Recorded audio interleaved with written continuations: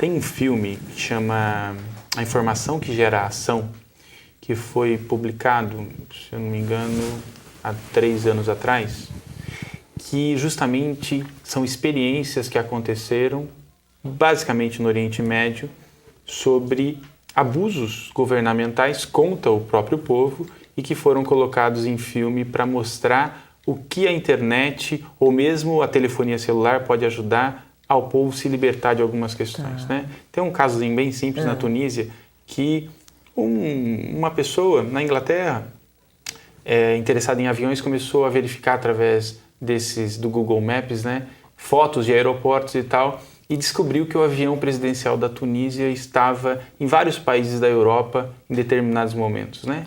E daí foi bater isso com as viagens oficiais do presidente da Tunísia. E percebeu que não tinha relação, né? Daí ele foi descobrir que era a primeira-dama que estava fazendo viagens esporádicas pela Europa para fazer compras, né? Para fazer compras. Então, quer dizer, a internet abre um mundo para a gente que a gente consegue fiscalizar de uma maneira muito interessante. E o governo da Tunísia foi o primeiro abalado pela Primavera Árabe.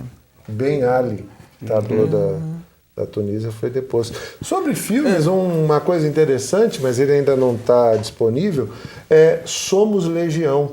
É um documentário, We Are Legion, está em inglês ainda, sobre o pessoal do Anonymous. Alguns mostram as caras e explicam o que os leva a fazer e a praticar a militância digital. Mas já está... Já está em filmagem. Em filmagem, não está ainda disponível. Certo.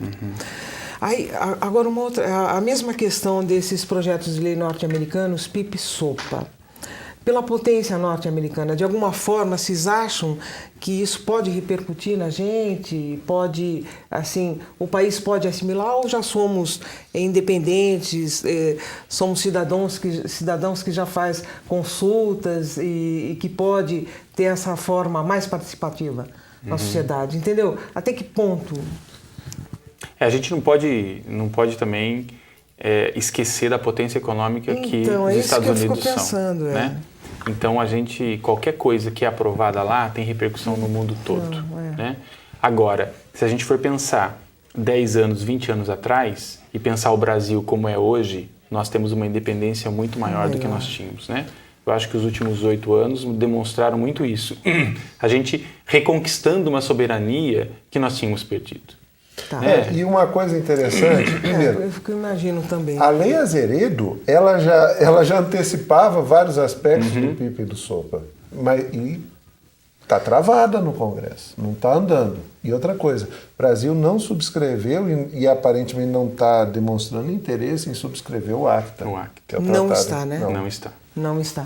Agora, essa lei Azeredo, que é considerado o AI-5 digital, internet digital, ela foi inspirada de alguma forma no SOPA e no PIPA? Que interesses estariam envolvidos nessa lei quando da criação? Ela começou concebida para combater os crimes como pedofilia, mas ela virou também uma lei para a defesa de direitos autorais nesses moldes mais draconianos. Ela foi apresentada, se não me falha a memória, no início dos anos 2000, é isso, né? Eu não tenho exatamente o ano, mas é por aí. No início dos anos 2000, e ela antecipa várias questões de rigidez, né? Que o PIP e o SOPA estão propondo lá nos Estados Unidos. Agora... Mas ela foi anterior? Ela foi anterior, ela antecede. Tá. Ela antecede. E ela já mostrava esse caminho. Na verdade, esse conflito, eu vou retomar a questão entre os poderes constituídos e o poder popular. E aí você vê essa lei em muitos aspectos traduz os interesses dos poderes constituídos atualmente. E a ideia de um marco regulatório da internet já vem numa ideia de consulta, ela nasceu e foi desenvolvida por meio de consultas, a lei do direito autoral, que está em consultas. A ideia é um debate em que se respeite a alteridade, porque o desenho dessas leis, PIPA, SOPA, ACTA ou Lei Azeredo, elas privilegiam pura e simplesmente os poderes constituídos e tentam aumentar a repressão sobre tudo e todos que contrariam os interesses dos poderes constituídos. Mas temos uma coisa que é a democracia. E a democracia que permite, que nos abre espaço para gerar esses incômodos. Enquanto o Estado cria os seus sistemas de segredo e controle, há iniciativas como o Wikileaks, e agora já tem um monte de leaks, não é só o Wikileaks, que estão procurando mostrar justamente os abusos do Estado sobre o cidadão, não só no Brasil como no mundo. No mundo todo. Uhum. Então essa questão da democracia é algo fantástico na internet, né? Quer dizer, você possibilitar escrever ali a coisa que você quiser, você distribui isso para quem você quiser. Se você tiver audiência, muito bem. Se você não tiver audiência, mas você tem a liberdade de fazê-lo, né? A democracia, por exemplo, participativa, em contraponto à democracia representativa que a gente vive no Brasil, com a internet é uma realidade, né? Uma lei de tamanha importância, o marco regulatório da internet, quer dizer, a questão da lei dos direitos autorais colocadas para consulta pública, né? Realmente. Com que outro instrumento nós teríamos em outras épocas da humanidade que poderíamos fazer isso? Então, a internet, ela traz oportunidades para você aprimorar a democracia nunca antes visto. Então, são oportunidades que a gente tem que se apropriar. Grega. Resgata a Praça Grega. A Ágora, que na democracia grega inicial tinha muitas falhas, havia escravidão, a mulher não podia participar, mas na Praça Grega, as leis e as ações de governo eram discutidas publicamente por todos os cidadãos com os governantes. Era a Ágora. Isso, as sociedades... Bom, houve o retrocesso da democracia, depois a democracia grega desmancha, a República Romana acaba, mas a partir do século XVI a democracia volta. Mas as estruturas eram tão complexas que só fazia sentido um tipo de democracia representativa. Porque como você vai reunir milhões de pessoas para discutir um aspecto? Não havia dispositivos, possibilidades, era uma utopia tribal. A democracia participativa. Mas ela está ganhando uma nova feição com a dimensão digital. Né? Isso. Né? E é uma contradição, né? Porque na Grécia, onde é o berço da democracia, o primeiro-ministro vai querer fazer uma consulta popular sobre as leis que devem ser aplicadas para corrigir o problema econômico, e ele caiu, perdeu o cargo dele, teve que cancelar o plebiscito, e agora vemos a Grécia do jeito que está, né? Com gente na rua, greve geral... Porque o que eles defendem? O bem dos bancos. Isso. Não o bem geral. Não é que mesmo. Os bancos devam quebrar, mas a fórmula que em nome da tecnicidade do problema econômico, a solução é só vamos ajudar os bancos. Não vê o todo, não né? Vê o todo. Não vê o todo, não enxerga. Agora, se por um lado a internet, essa rede social, ela abre, né, a democracia, por outro, os abusos também acontecem e são históricos, como tudo na vida, né? Hoje estamos discutindo aqui de internet, mas como todos os processos, né, todas as invenções que já aconteceram, os abusos também acontecem. É histórico também, né? Olha, eu digo assim, o estelionato, ele é muito anterior a... Então, o golpe do bilhete existiu muito antes, nos 1800 você já tinha golpe do bilhete. Golpe do bilhete. Agora, o digital dá uma nova dimensão ao golpe do bilhete, dá uma nova dimensão a outras formas de egoísmo e violência que existiam no mundo analógico. No mundo analógico. Quer dizer, como vocês já tinham me colocado, né? Assalto a banco físico, né? É o físico, é o que você vai, você tem a força física dos bandidos, sofre violência e tal, e agora tem a prática via internet. Nós temos, o grande problema é que a gente está tentando aplicar numa economia imaterial, né? Que é um lado da internet, regras de uma economia material. Né? Então, essa questão é muito delicada. Né? O Bernard Shaw fala assim, se você tem uma maçã e eu tenho uma maçã e nós trocamos a maçã, eu fico com uma maçã e você fica com outra maçã. Agora, se eu tenho uma ideia e a Leila tem uma ideia e nós trocamos as ideias, eu tenho duas ideias e você tem duas ideias. E no mundo digital é isso que acontece. Né? Quando, por exemplo, eu tenho um software e eu quero compartilhar com você, eu faço uma cópia e você fica com o software e eu também. Eu não perco o meu software. Né? Lá no site do Creative Commons tem até um videozinho bem interessante que fala sobre isso. Né? Quer dizer, quando eu compartilho, se eu tenho uma bicicleta, você tem uma bicicleta, se a gente trocar, a gente fica com uma bicicleta só. Agora, se eu tenho um software, eu posso copiar e você vai estar com 2 softwares e eu com 2 softwares.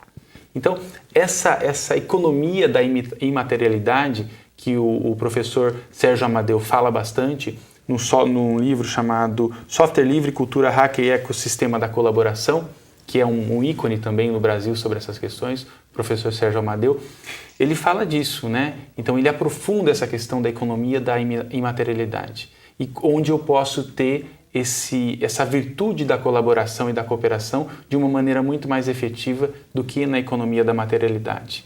E aí, por que a gente não consegue tentar fazer o contrário, né? Aplicar essas regras dessa economia da imaterialidade na materialidade? Onde todas as pessoas possam ter mais acessos do que tem hoje. Não, o que estão tentando fazer é o contrário. Estão tentando fechar a gente, prender a gente aqui, na internet. Na internet, na questão da matéria mesmo, né? Só para a gente, antes de eu partir para a última pergunta, que o programa já está chegando ao final, o que nós temos hoje, então? Pelo que eu senti do nosso bate-papo aqui, essas leis norte-americanas, elas foram adiadas, né? Estão paradas.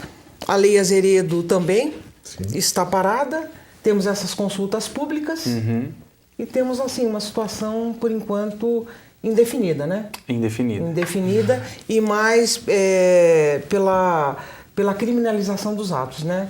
Muito mais severa. A vantagem é que temos aquilo chamado democracia. E aí, veja, essas leis estão no Congresso americano, assim como no Congresso brasileiro. E isso permite às pessoas se mobilizarem, se incomodarem com as propostas e mexerem de tal maneira que pipa e sopa terminem virando alguma coisa parecida com o marco regulador da internet brasileira. Tá certo. E eu acho que o grande diferencial disso tudo é justamente essa possibilidade que a gente tem agora de influir nessas decisões. Que antigamente a gente tinha pouquíssimas ferramentas para influir nisso. Agora a gente tem várias ferramentas e a internet é uma delas, talvez a principal, que faça com que a gente consiga se contrapor a essas ideias que coloca o dinheiro e o privilégio de alguns na frente da coletividade, do bem comum de todo mundo, né? Eu acho que a gente não falou de um outro tratado, que é o Online Protection and Enforcement of Digital Trade Act, que é o OPEN, né? Que é justamente para fazer a contraposição ao ACTA que está sendo colocado. Não existe, dos movimentos que estão defendendo uma internet livre, não é que é uma ideia de terra de ninguém, todo mundo faz o que quer. Podem existir regulações, mas regulações que não tirem a liberdade na internet. Bom, nós temos 2 minutos agora, então não vou nem fazer mais uma pergunta. As considerações finais que vocês quiserem fazer com relação a esse nosso tema daqui. Perfeito. Bom, eu acho que a grande questão a grande questão que a gente está vivendo hoje em dia é a participação. A democracia se tornou uma coisa apática. Ela foi restaurada e foi objeto de muitas lutas nos séculos XIX, mesmo no século XX, a redemocratização brasileira é da década de 80, mas ela sempre tinha sido uma coisa um tanto quanto distante. O mundo digital está abrindo uma porta muito interessante para nós interagirmos como cidadãos digitais. Nós interferimos nessas realidades de um modo novo, de um modo ao mesmo tempo novo e primitivo. Em que sentido novo? Digital, mas em que sentido primitivo? Participativo, à maneira da praça grega. Tá? E eu acho que esse é o nosso desafio agora. Não só nos maravilharmos com essas tecnologias digitais, mas aprendermos a usá-las e a defender nossos direitos como grupos e como cidadãos nessa nova realidade. Legal. Para terminar, eu acredito, tenho certeza que essa galáxia da internet permite muita interação, muita colaboração, muita cooperação, muita liberdade, né? Nela eu consigo ter os mesmos direitos que grandes corporações têm. E aí, um recado, eu acho que a indústria e a lei de copyright precisa ser se abrir um pouco no sentido de permitir outras possibilidades, de acolher, de eu ter outras possibilidades como o Creative Commons me possibilita. De repente eu quero disponibilizar a minha obra de maneira gratuita na internet, o que o Creative Commons possibilita, de forma que a minha obra até seja objeto de uma obra ainda mais glamourosa, ou mais produtiva, ou que atenda aos anseios da comunidade como um todo, da sociedade como um todo, né? E aí falar um pouco desse movimento forte, que não era o momento da gente falar, mas deixar uma dica, que é o movimento de software livre, onde o software foi concebido e cooperado e colaborado entre várias partes do mundo para você conceber softwares que são disponibilizados na internet e várias pessoas no mundo inteiro trabalhando em cima do software que pode servir às mais inúmeras necessidades. Tá certo. Professor André, professor Arthur, agradeço a participação de vocês e a colaboração para esse nosso tema daqui. Obrigado. Tá ótimo. Obrigado, muito obrigado. Foi um prazer participar. Prazer. Prazer foi meu. Obrigada mesmo. E a gente vai ficando por aqui. Até o nosso próximo encontro. Até lá!